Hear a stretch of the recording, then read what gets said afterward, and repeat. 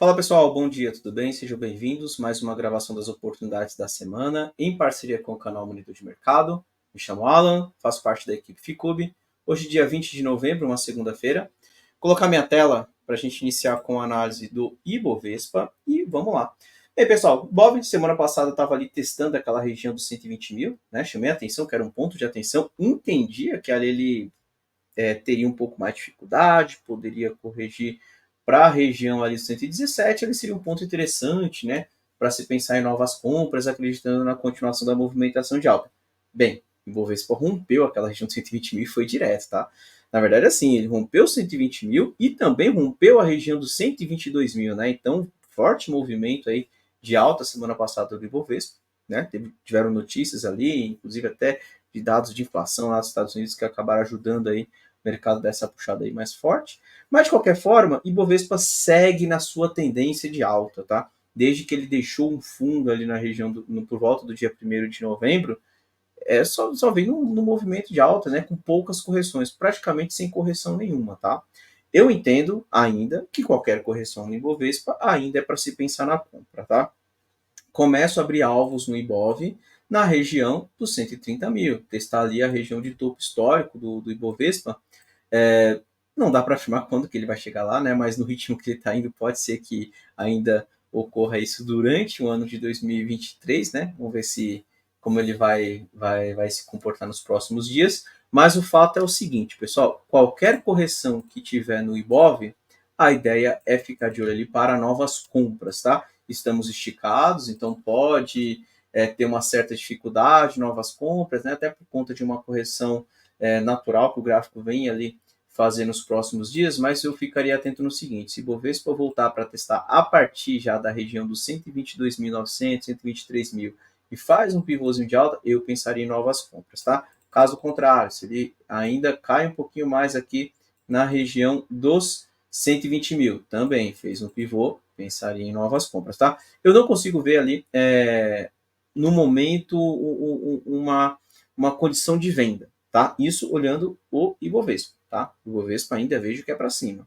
E eu entendo que qualquer correção, a ideia ainda é pensar em novas compras, tá ok? Então, fico de olho no Ibovespa a partir dos 123 mil. Caso o Ibovespa continue reto sua movimentação de alta sem a correção, né?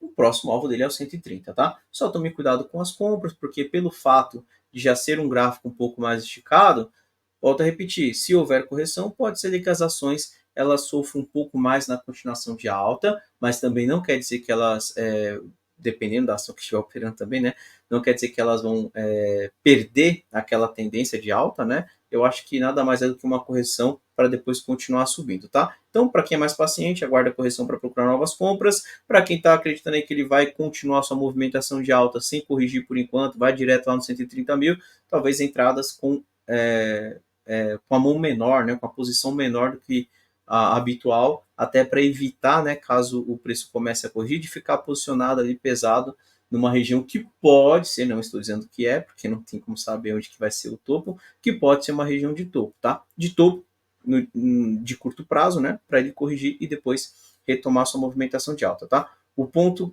que eu quero deixar ali mais claro, né, é que qualquer correção para a faixa de 123 mil a 120 mil, vejo como região para novas compras no Ibovespa, tá ok? Vamos dar uma olhada no gráfico do dólar, WDO FUT. Vamos lá, pessoal. Dólar, ele está numa região aqui desse fundinho anterior, nos 4.890, né? 4,89, mas ainda segue numa pernada de queda, né? Numa movimentação de topo e fundo descendente, desde que ele deixou o topo lá na região dos 5,25. Então, o dólar ainda segue o seu caminho de queda, apesar de estar em uma região de 4,89, uma região de suporte, eu ainda vejo possibilidade desse dólar buscar a região de 4,78. Mudo de ideia se por um acaso o dólar voltar para testar fundo, não faz novo fundo e começa a trabalhar, por exemplo, acima desses 4,97, tá? Se trabalhar acima de 4,97, aí sim, aí o dólar vem para testar a região dos 5,08, né? R$ 5,08. E quando ele volta para testar esses 4,97, tomar cuidado porque ele pode iniciar uma movimentação de alta depois. Por enquanto não é o meu cenário principal. Meu cenário principal para o dólar ainda é a continuação da queda e eu colocaria um alvo provável ali na casa dos 4,78, 4,79. Beleza? Então, isso que eu vejo para o dólar. E agora vamos para os candidatos da semana, né? Então, dei uma geral ali no Prisma, né? Para quem não conhece o gráfico web do Ficube, nós temos uma ferramenta chamada Prisma e aqui nós temos algumas classificações, né, para indicar bons candidatos, né? E a gente vai navegando ali, olhando um por um e tentando identificar as melhores oportunidades, tá? Então, dei uma geral ali e achei dois candidatos que eu considero interessante. O primeiro candidato que eu gostaria de chamar a atenção aqui é o gráfico de Local Web. Então, LWSA3, gráfico de Local Web. Vamos lá, pessoal. Bem, vamos começar pelo gráfico semanal. Repare o seguinte, né? Local Web. Local Web, desde que deixou este fundo aqui por volta do dia 27 de fevereiro, né? Então, essa região aqui, mês de fevereiro, ele deu essa pernada aqui de alta, né? Uma pernada forte de alta. E agora está ali chegando em ponto de retração dessa pernada de alta. Então, a gente está ali mais ou menos na região do 618, né? Um pouco abaixo dela. Ele chegou a tocar o 786, que representa ali a linha vermelha, né? Então, assim, depois dessa pernada de alta, se o local web segurar por aqui, eu vejo assim uma possibilidade dela deixar um fundo mais alto que o anterior e, quem sabe, né, iniciar um movimento de onda 3 para cima pelo gráfico semanal, né, podendo voltar tudo de novo para testar essa região dos 9,54 mais uma vez, tá? Se eu traçar uma linha de tendência, pegando os topos anteriores do gráfico semanal, repare que ela já começa a trabalhar acima dessa linha de tendência. Se eu pegar o gráfico diário de LWSA3, repare que ela vinha numa movimentação de topo, fundo, descendente, certo? Topo, fundo, descendente. Aí teve essa movimentação mais forte de alta e agora nós estamos testando ali um pivôzinho, né, um topinho ali no tempo gráfico menor que ela acabou rompendo como suporte.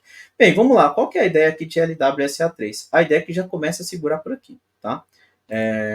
Caso local web não venha perder, assim, se perder a região dos 5,95, 6 reais, toma cuidado que ele volta tudo de novo para testar os 5,35, tá? Aí já fica esquisita essa movimentação. Mas local web segurando por aqui, trabalhando acima desse pavio que ele deixou aqui por volta dos 6,50, começa a ver a possibilidade de mais um teste dos 7 reais, e aí, quem sabe, rompendo 7 reais, o início daquela onda 3 do gráfico semanal. E aí teria alvo aqui no 7,70, aqui nos 9,15, quem sabe até nos 9,70, tá? Que seria o teste do topo lá do gráfico semanal. Então, eu gosto bastante da região aí de local web, acho que a relação risco-retorno é favorável. Tem uma mínima 144 no suporte que sugere um alvo na resistência 610. Isso aqui pode ser o que nós chamamos pelo Ficube de um início de um beijo da vida, né? Que é um setup aqui que nós utilizamos, onde ele segura no suporte e manda numa resistência, tá? Se eu for num tempo gráfico melhor nos 120 minutos, tempo gráfico menor nos 120 minutos, coloco as mínimas, vocês conseguem perceber que as mínimas estão começando a se alinhar para cima, né? Então, 17, 34, 72. Se o preço segurar por aqui, começa a trabalhar acima de 6,50, nós ganharemos ali um alinhamento da mínima 34 com a 144. 7,2 já está acima da 305, 144 já está acima da 610, pode ser o início de um leque 610 para cima no gráfico de local web, tá? Então, gosto bastante da região de local web, vamos ver se ele consegue trabalhar acima aí da faixa de 6,50, e aí o único detalhe, ok, entrei então no local web, né, rompeu ali o 6,50, começou a dar a meu favor, mas bateu cabeça e veio para testar esse fundo, perdeu 5,35, né, 5,40. Se ele perder esse fundo aí, pessoal, tome cuidado com a compra, tá? Porque aí já começa a ficar esquisita essa movimentação, né? O racional aqui qual que é? Que ele inicia agora uma movimentação de topo e fundo ascendente, tá? Com uma onda 3 para cima.